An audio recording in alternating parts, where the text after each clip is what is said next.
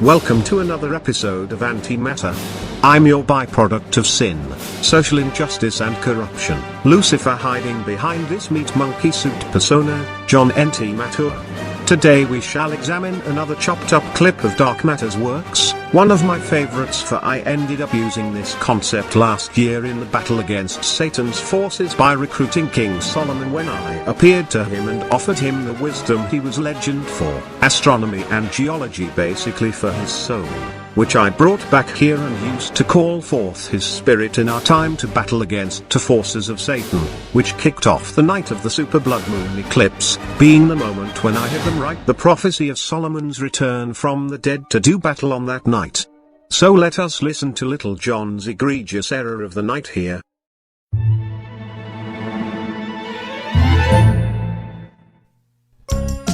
Hello, and welcome to my first tutorial, how to create a universe with me, God.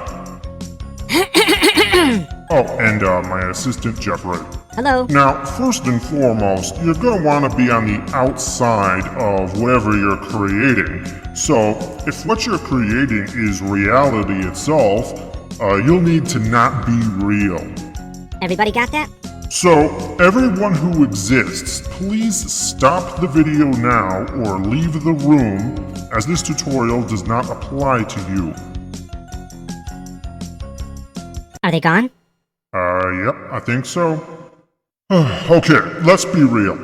It's not about creating a universe. It's about getting the word out and networking, am I right? No.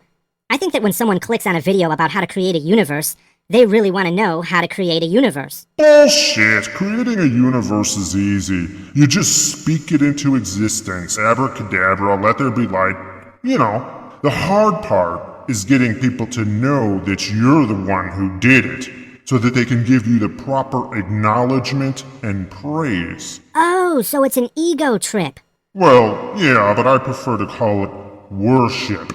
Now let's deconstruct this one here. Apart from depicting him as self-absolved, driven by sinful ulterior motives and a victim of his own desires, this video touches on the ones who are in question of faith's views on the nature of looking upon the face of God, which you have taken and monetized by mocking his image, that none can know the truth of because of those out there who fear having to answer for living the wrong and immoral way in life, ignoring the effect of what they say and do and the way it affects others, which is a part of what has led us to the society we live in today. You have taken advantage of that mysterious line that no one crosses and displayed an image of false and immoral beliefs that is more of the Antichrist's ways than the Antichrist himself. Okay, so what's the best way to get the word out? Good question, Jeffrey.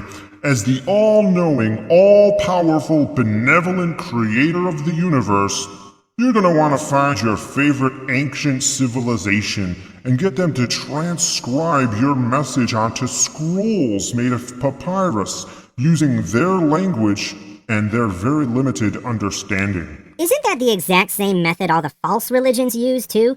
Ancient scrolls? Well, yeah, I guess. Then why would you use that method? 'Cause it's what they know. But you want to enlighten them, which means going beyond the realm of what they know. Maybe the almighty God of everything shouldn't use mere ancient human methods to communicate, or people might think you were purely invented by humans in the first place, and you wouldn't want that, would you? Now this point is an intentional error in your understanding. It seems as though you know the truth, and the misconceptions as well as the errors, but you refuse to help others differentiate and instead have turned them all into weapons to demoralize and insult him with. All for show and dance to make that money. When I first watched your episodes, I had thought of you as interesting because I thought you actually despised God for some personal reason, but then I watched more and saw that unmistakable glimmer of greed and lost all respect for you. I honestly can barely watch your videos anymore, knowing it was all based on the schemes and desire to make money. You see, when you succumb to making new videos based on the goal of making money, the creativity is no longer solely yours because you've given the molding of its design over to others' opinions, not your own.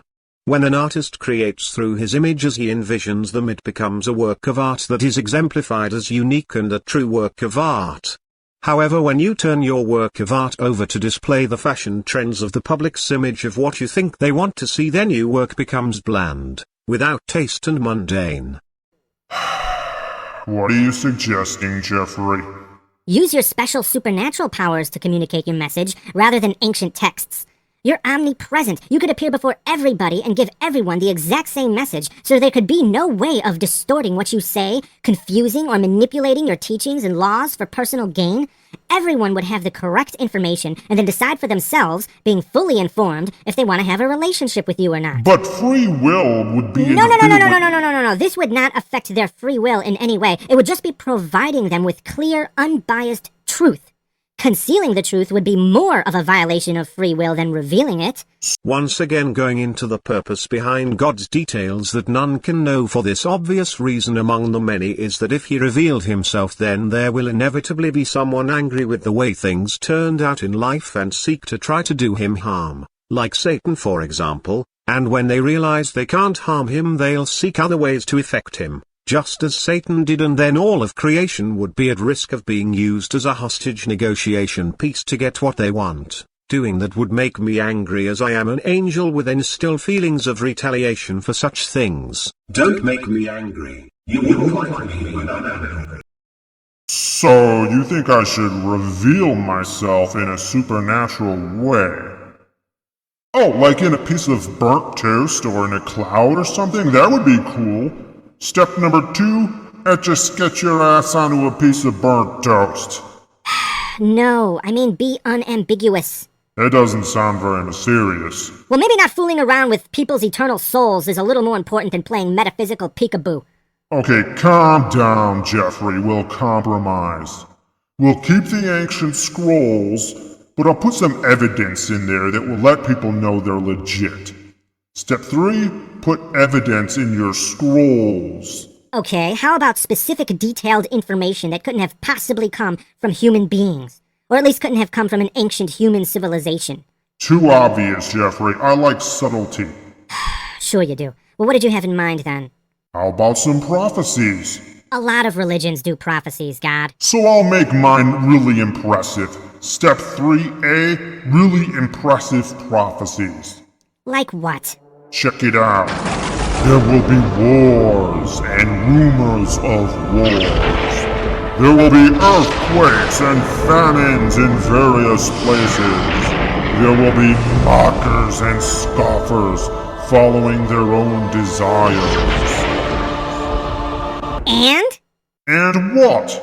That's supposed to mean something? Yeah, it's an accurate prediction of the future. Wars and rumors of war is a prediction? Please point to a time when there was world peace. There's always wars and rumors of wars, so predicting that doesn't prove anything. Okay, but the earthquakes one.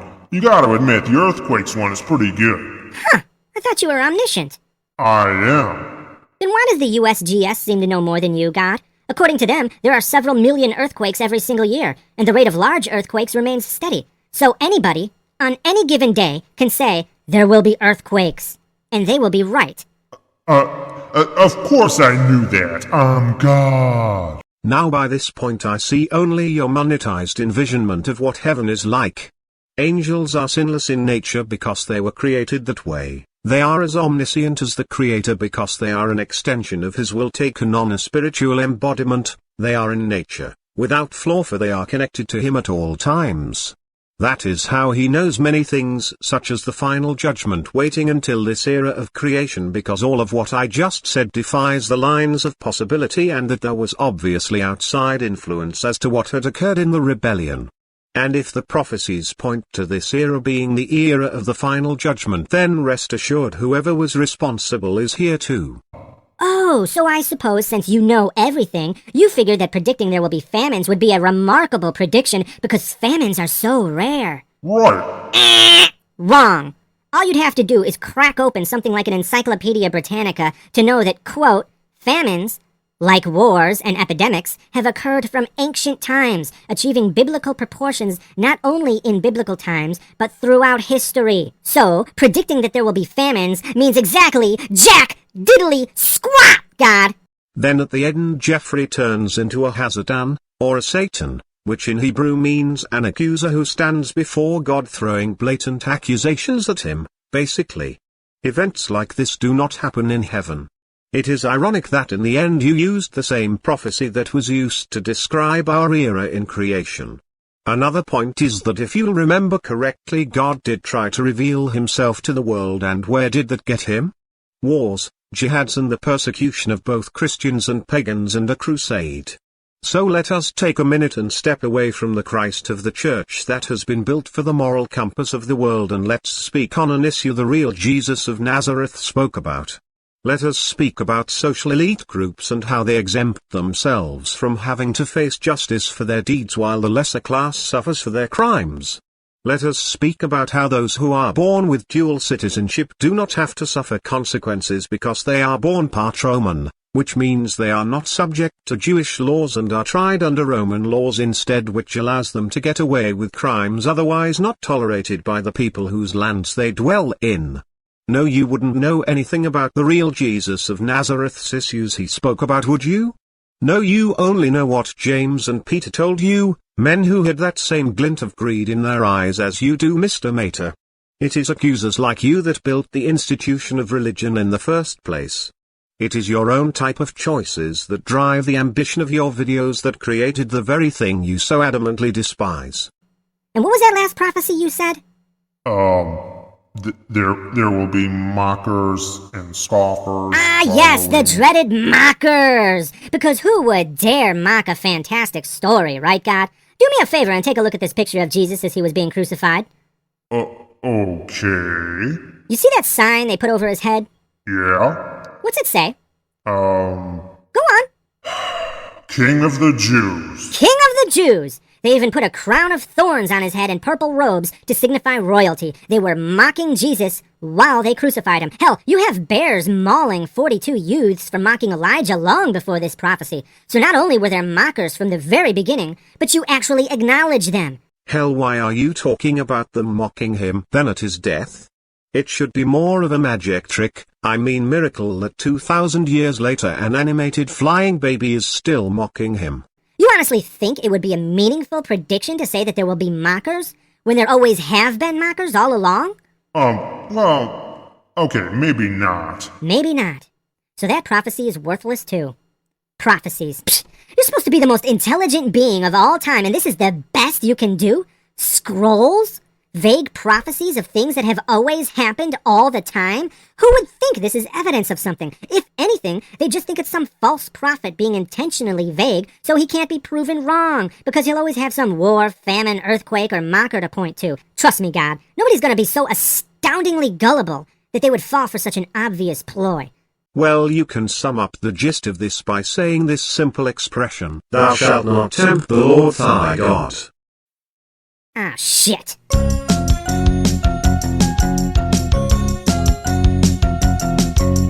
So tell me, have you ever danced with the devil the dance of death within the pale moon's light? On that dreadful night when the devil takes flight and soars through the skies, on the souls of fools, with a grin of delight. And thus I killed the raven, for even death may die this night, quoth the devil forevermore.